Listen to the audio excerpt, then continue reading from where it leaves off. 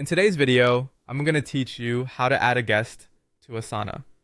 A guest in Asana is someone outside your organization's domain who can collaborate with you on specific work without getting full access to your entire workspace. This is perfect for clients, contractors, or partners who only need to see selected projects or tasks. First, open the project where you want the guest to collaborate. Make sure you're in the correct workspace or team, then navigate to the project from your sidebar or by using search. Once the project loads, look toward the top right corner of the screen and click the Share button.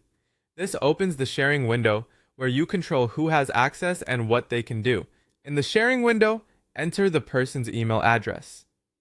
To ensure Asana treats them as a guest, use an email that's on a different domain than your organization's.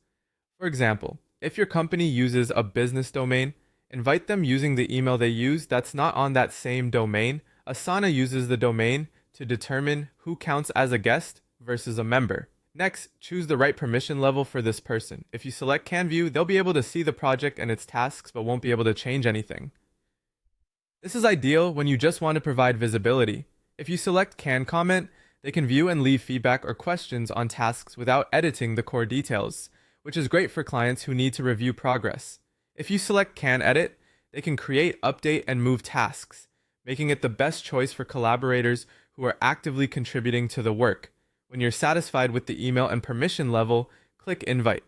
Asana will automatically recognize the person as a guest based on their email domain, and they'll receive an invitation to join the project.